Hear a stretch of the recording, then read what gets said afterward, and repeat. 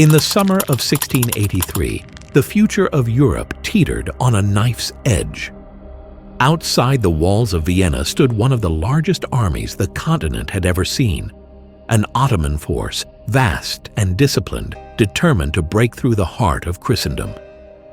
Inside the city, a handful of defenders braced for the storm. What followed would become one of the most dramatic sieges in history, and a turning point for empires.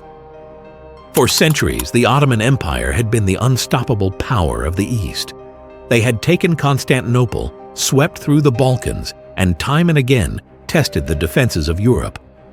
By the late 17th century, Vienna, capital of the Habsburg dynasty, was more than just a city. It was the gateway to Western Europe. If it fell, nothing would stop the Ottomans from pressing deeper into the continent. At the head of this campaign was Grand Vizier Kara Mustafa Pasha. He commanded perhaps 150,000 men, an army of terrifying scale, with artillery, engineers, and siege experts honed by centuries of conquest. By mid-July, the Ottoman host had encircled Vienna. Inside the city walls, just 10,000 soldiers, Austrian, German, and civilian volunteers, stood under the command of Ernst Rüdiger von Starhemberg. Outnumbered more than 10 to 1, their situation was dire. Worse, Emperor Leopold I had fled the capital, leaving his people to their fate.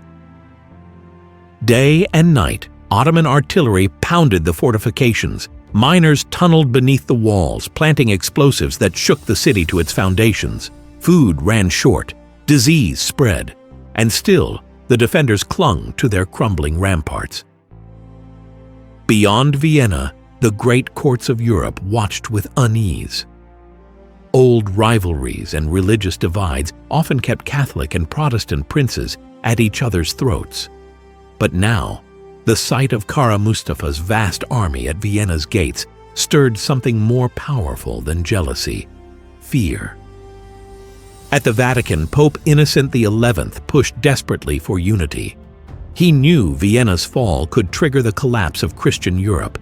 His pleas found a champion in the East: John III Sobieski, King of Poland, a seasoned commander with a reputation for brilliance and boldness. As Vienna's defenders fought on the edge of exhaustion, hope began to rise in the distance. Sobieski answered the Pope's call. From Krakow, he marched his Polish forces, linking with German and Austrian allies along the way. Together, they formed a relief army, 80,000 strong, determined to save the city. By early September, this coalition of princes and soldiers had assembled in the hills outside Vienna. Time was critical. Inside the city, Starhemberg's men were nearly spent. One more Ottoman push might shatter the walls. The relief force had to strike, and soon. On the morning of September 12, 1683, two armies prepared to decide the fate of Europe. On one side, the Ottomans, confident of victory after 2 months of siege. On the other, a desperate coalition led by a Polish king, ready to gamble everything in one massive battle. What followed would culminate in the largest cavalry charge in history, and the end of Ottoman expansion into Europe. The dawn of September 12, 1683. From the hills surrounding Vienna, the Allied Christian army surveyed the Ottoman encampment sprawled below. At its head was a man whose very presence struck fear into the enemy: King John III Sobieski of Poland, a seasoned commander who understood the stakes of this day better than most. The Ottomans, confident in their stranglehold over Vienna, had grown complacent. Yet within hours, their confidence would crumble. The relief force, 80,000 strong, descended the slopes in carefully coordinated waves. Austrian and German infantry battered Ottoman lines at the front, while Sobieski held his cavalry in reserve. The clash was fierce. Ottoman artillery roared, janissaries advanced, and the ground shook with musket fire. Vienna's defenders, starved and desperate, surged from the city gates to join the chaos. And then came the moment that legend would never forget. In the afternoon sun, the Polish winged hussars gathered, with great wooden wings strapped to their backs, adorned with feathers that whistled as they rode. They thundered forward in the largest cavalry charge in history. 20,000 horsemen crashing down the hillside. The shock was devastating. Ottoman lines broke beneath the weight of hooves and steel.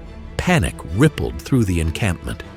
Soldiers who had besieged Vienna for 2 long months now fled in terror, trampled by the unstoppable tide. Grand Vizier Kara Mustafa Pasha, the man who had sworn to deliver Vienna to the Sultan, could only watch as his dream unraveled. His vast army, once poised to march deeper into Europe, now dissolved into chaos. Sobieski, triumphant, rode into Vienna that evening, hailed as the savior of Christendom. The battle's aftermath was staggering. The Ottoman camp was abandoned, its riches plundered, tents filled with silk and jewels, weapons and provisions, all left behind in the desperate flight. For days, the victors reveled in the spoils, stunned by the scale of their triumph. But for Kara Mustafa, there would be no redemption. Upon returning to the empire, he was executed on the Sultan's orders, strangled with a silk cord, a fittingly grim end for a failed vizier. The victory at Vienna was more than a battle won. It was a turning point in world history. The Ottoman Empire, long the dominant power in the East, had reached the high water mark of its European ambitions. Never again would its armies threaten the heart of the continent. For the Habsburgs, the triumph heralded a new era of dominance in Central Europe. For Poland, Sobieski's legacy was forever secured. And for Europe as a whole, the relief of Vienna became a symbol of unity, however brief, against a common foe. Legends grew from the victory. Stories claimed the croissant was born in Vienna, shaped like the crescent moon to celebrate the defeat of the Ottomans. Coffee, too, was said to have spread from beans left behind in the abandoned camp. Myths, perhaps, but fitting symbols of a battle where culture and history collided. The Siege of Vienna stands as one of history's most cinematic turning points, a city on the brink of collapse, a coalition forged in desperation, and a cavalry charge that saved Europe. A clash of empires, faiths, and ambitions. Its echoes still resonate today, centuries after the last hoofbeats faded from the Viennese hills.